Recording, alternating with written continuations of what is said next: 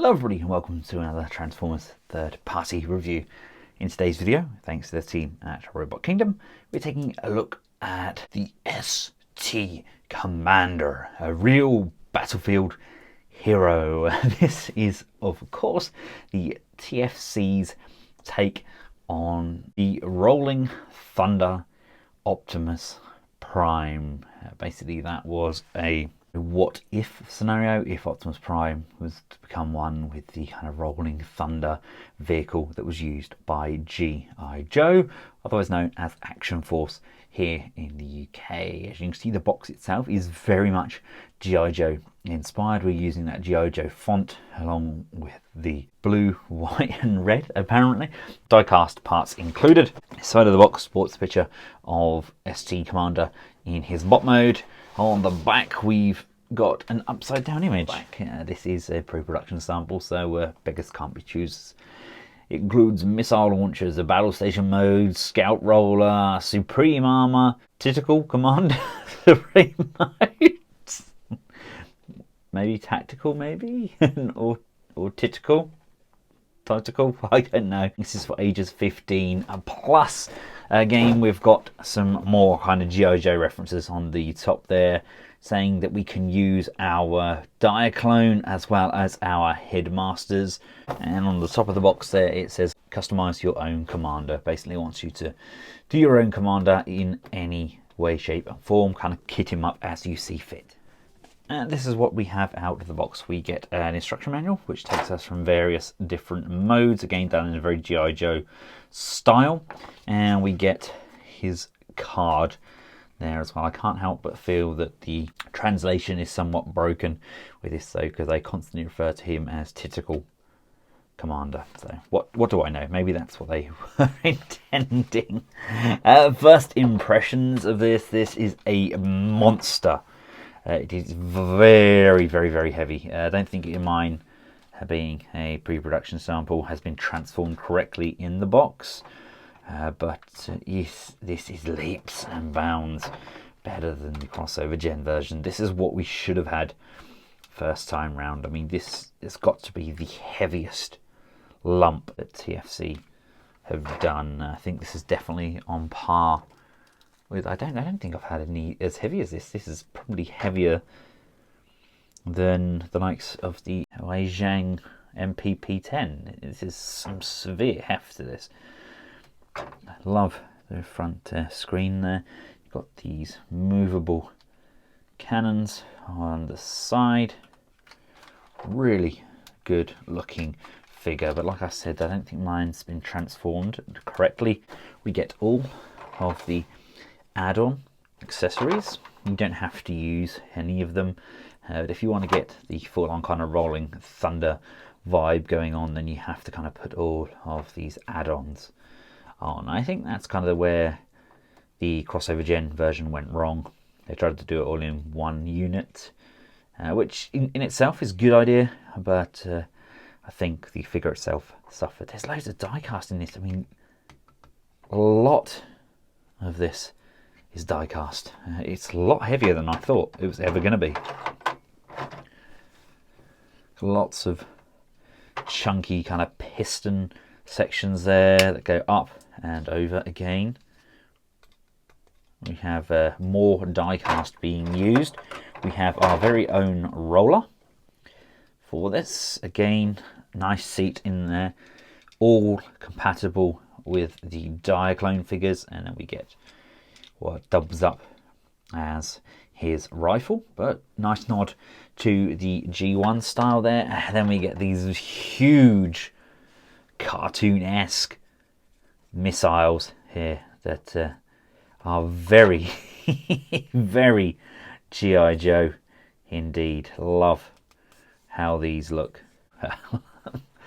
Fantastic nod. As it comes out of the box, we already have the leg sections attached, so you want to lift these cannons up. They are going to reverse around, and those are going to come down like so.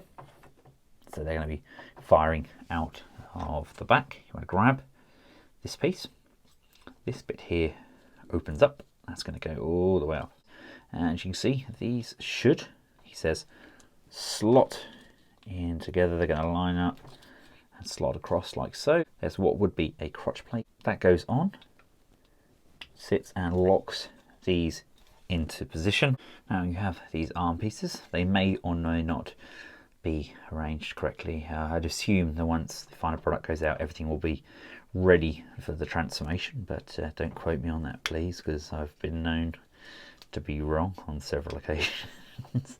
Right, you want these set up like so. You want to grab those fist pieces, just pop them on the base, and then this is just going to fold together like that.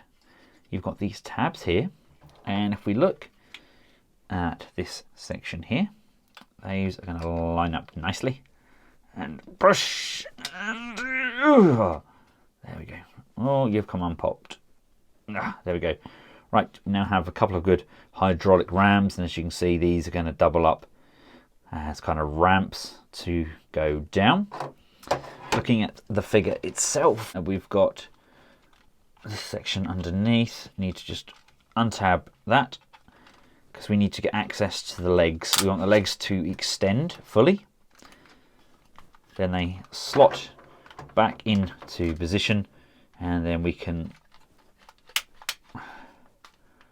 line that up and push, and lock that into place. Look at all that die cast in there. It's just big lumps of alloy. Right, there we go. Now we have access to those legs. I've just popped these guns off because they're heavy as heck. They are really monstrous, and I've just tidied up the vehicle mode itself. I'd realised what had happened. This tab piece here was actually on top. This is raised up so this wouldn't sit square as it should. So there we go. That's all squared up. We've got these tabs here, and these are going to line up with this piece here and here. So those three are all going to line up together. If we look just behind these arms here, there's also a gap just here and just here. And these here are going to slide into the gap as well. So everything he says should line up and push. Come on, we need to push that in. Is that in? I think so.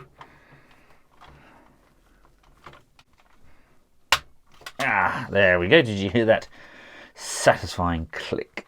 There we go. That's that large bridge section connected inwards. These are just going to adjust. We can then put these cannons back on. Like I said, you do not need to take those off. I just found it a darn sight easier because they're excessively heavy pieces of equipment. I can then bring these ramps down.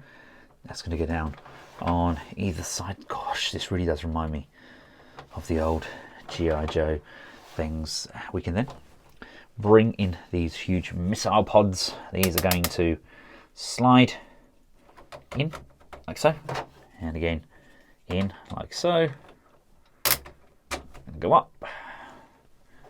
There is our large missiles. They can go like so. We can then bring our roller in. These here can flip up, and if you look, there's this tab here that actually tabs on the inside of each of these die cast sections. Just need to line it up and tab that in. There we go. That's all tabbed in securely. The gap here, I can't get him in for the life of me. But if we look at the gun, mine has already come pre-assembled, but there's actually a cap. I cannot for the life of me get this off. So I'm assuming that this is probably glued on as part of being a test shot. We have the wire here, which can just come untabbed. That is the power source for the gun on roller. So you just plug that in like so, and then we can plug that back in on him, and he can drive along quite nicely again with our Diaclone pilot in tow. Just drives that along. This thing is an absolute beast of a machine. We're gonna switch things around a little bit. We're going to take these off, take these off. That's going to come off the side there. That's just going to tab on there like so. And then we can move these cannons onto here, like this. There we go. Now we've got somewhere for them to fire from. We've also got guns in the back of these heels. If you see fit, we can flick those out. I've got no nails and it's freezing cold out here in the studio, so I'm not going to be able to get that out without breaking my hands first. But we've got more cannons at the rear there as well. So there we go. That, in essence, is our Rolling Thunder. That's how I kind of envisioned him. We've got various different windows. I'm not sure if we can get pilots in the actual front there. I think it may be a bit of a tight squeeze, but there is plenty of space for us to get our Diaclone figures on here. We can have them using this artillery section here. We can have them driving around in roller. We've got a little radar dish section on top here. We can bring this section up like so. So we've now got another standing point there on the top for our Diaclone personnel. I absolutely love what they've done. Yeah, we've got the hydraulic rams. If we're going to use the rocket launchers, you can bring the rams down to take the pressure off of the wheels. There we go. They can come down either side. The ramp sections can come back up, kind of fortifying it, or have them down like so. It's what Crossover Gen should have done. Now, size-wise, I would classify it as slightly smaller than Masterpiece in vehicle mode. If we bring in MP10, he's a truck. Now, yes, he in essence is meant to carry the likes of Spike and Daniel. So these are kind of too small. They're almost the next scale down, I guess. This is more, in my opinion, designed scale-wise in vehicle mode to scale with kind of Generations line, which in essence is a shame. Don't get me wrong, it's a big, huge vehicle. There's no escaping that. But these guys are a little bit too small, in my opinion. And what would be great is if we got some actual G.I. Joe inspired Diaclone figures, MechFan Toys or TFC. I'm looking directly at you, or even Dr. Wu. You can give us kind of like a Roadblock or a Duke, and that just so they can actually sit in here and kind of be used as well. I just really would like it if we actually had some G.I. Joe style characters as well. That would be rather awesome. I mean, I'd take Snake Eyes or even some of Cobra, just so we actually have something else to add to that Diaclone collection. And this is really fiddly. I should have done the tubing first, shouldn't I? There we go. Right, that's in.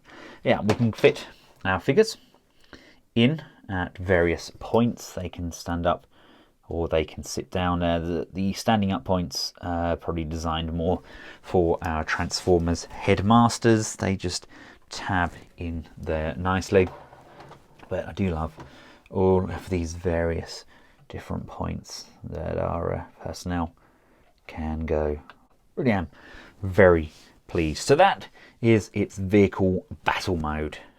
Now let's strip our human personnel out there and let's get him transformed up into his standard bot mode. Then I can show you the various different options for armor. Your first port of action is to disengage this section and lift that back out.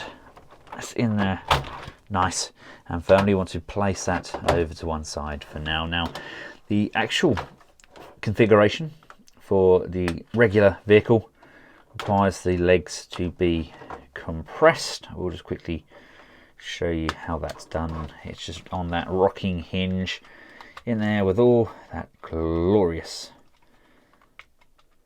die cast. That fits down.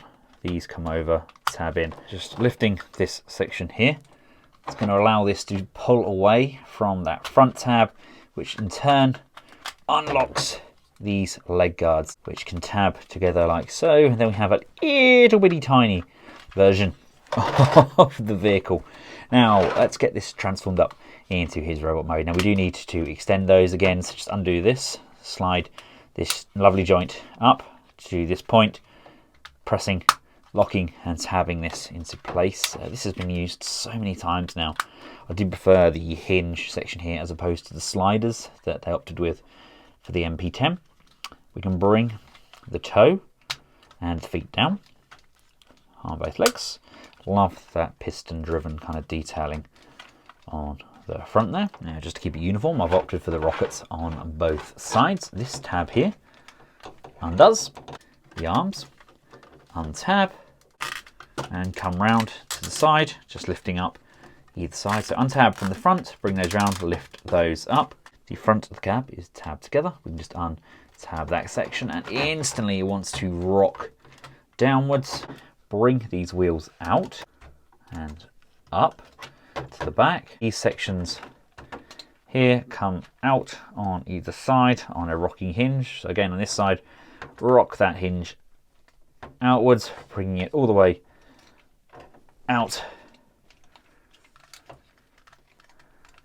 I'm going to slide, bring this hinge down so it's slightly set inwards, and that's going to push and tab into position. The waist is going to rotate, which then allows this joint to come inwards. And there's these tabs on the back. That's going to line up, and that's going to push and tab and lock into place. You can see it's coming together slowly but surely. Head comes up, rotates around. This section comes down, covers off the back of that neck. The upper bicep is slid inside this part of the arm. Rotate that around, open up to the base, bring those fists out on both sides, rotate those around so we have some awesome looking fists.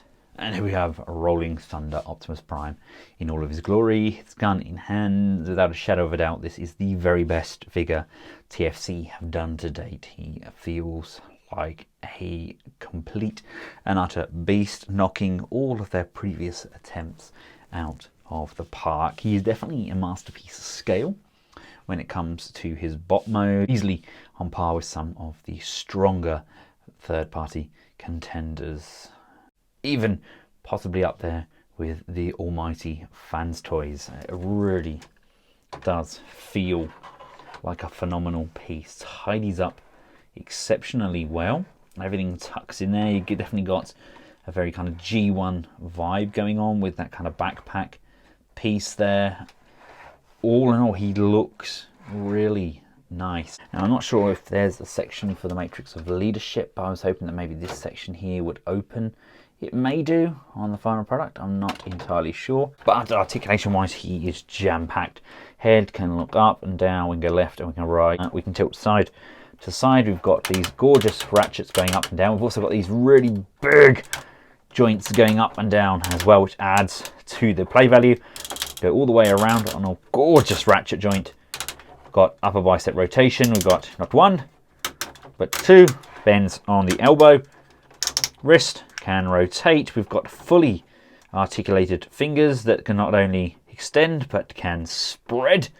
They have jam-packed this figure full. We have waist rotation. We have an abdominal crunch. We can go all the way forwards. We have hip skirts to the side and to the front, which allow for motion this far forwards, this far back, out to the side, upper thigh rotation, and a double jointed bend on the knee.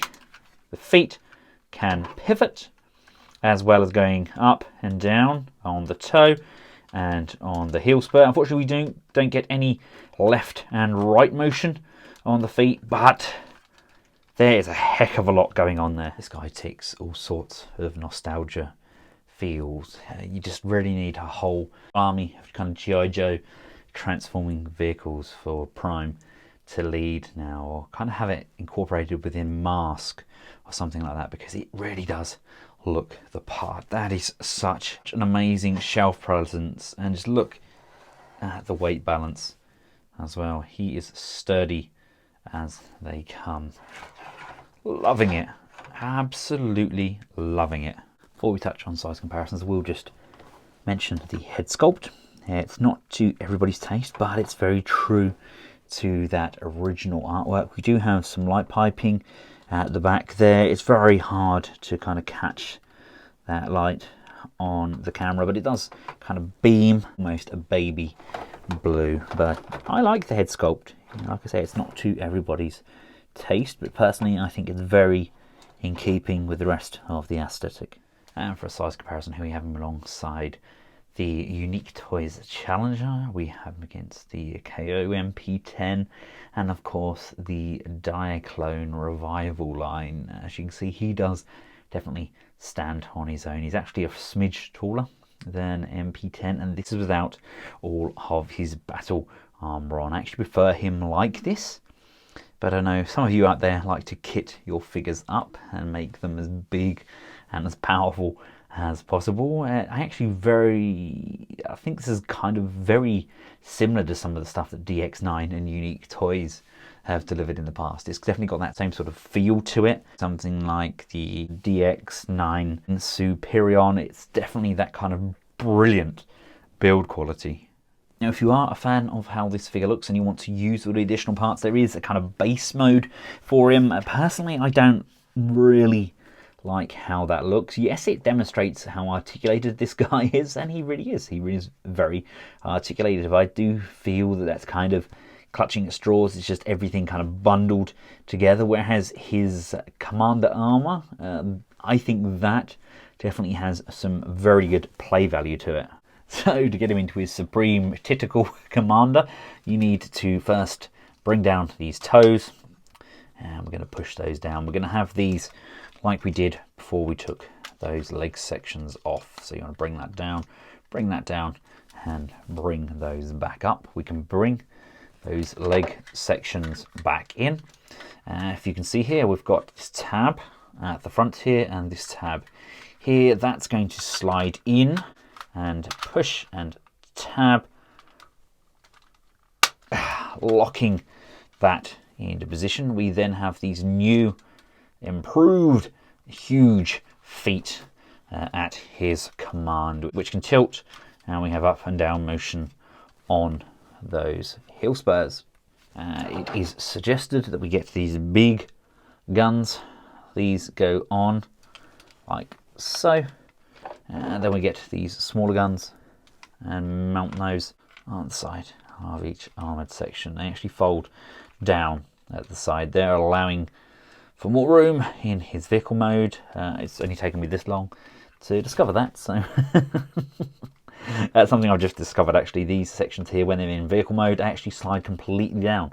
So we can bring this bit back up on a hinge, bring the guns down. There's space for two of our Diaclone members to battle, or there's also a slot on the inside there for a Power Master or Headmaster to slot in there. They really did think about everything for this figure. And with even just those additional feet on, he's now towering over his counter primes.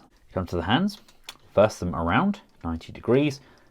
The flap opens at the base. This will rotate back inside those arms and they'll push and close off. As you can see, he's starting to come together.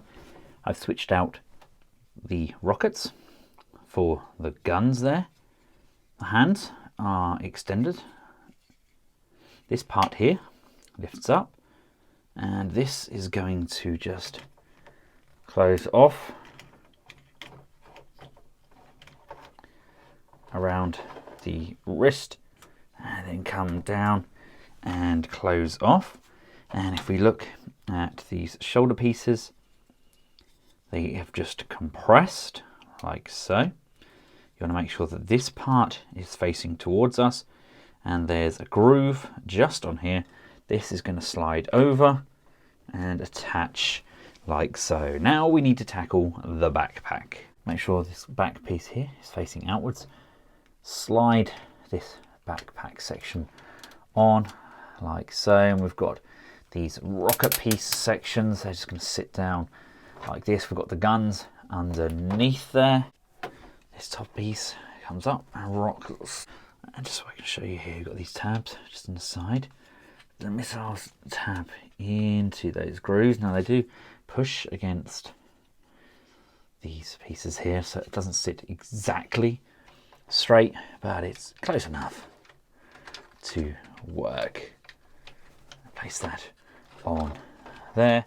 Here we have our Supreme Tactical Commander, and he has a huge kind of G2 presence on him there. I love how those missiles look. It's complete and utter nonsense, but I think that's what kind of makes it what it is.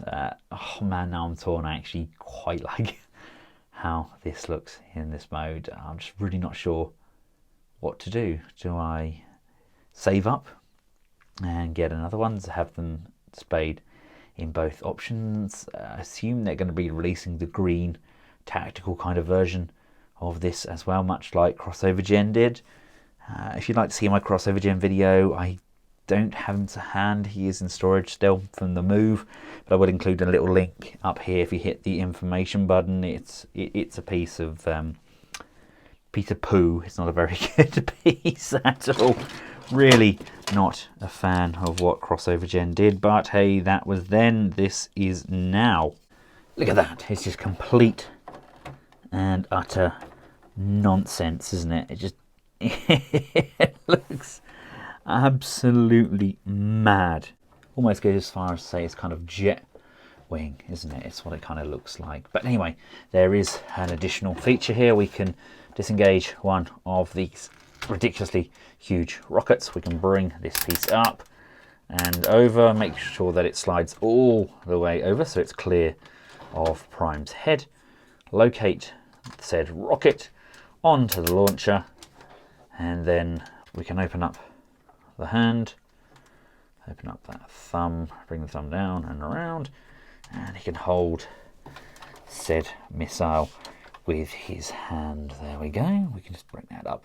Now the backpack is somewhat of a hindrance when it comes to this, but then you need the backpack attached to use the rocket launcher. So you're damned if you do, damned if you don't. But to me, as much as I like having a huge shoulder missile, very kind of God Ginrai, I think I prefer it with it as kind of this jet thruster at the back there. It's a very good toy. It's very fun. I think a lot of people are going to get it, and a lot of people are going to rekindle their third-party romance with TFC. They've knocked it out of the park, and this is possibly one of my contenders for figure of 2018.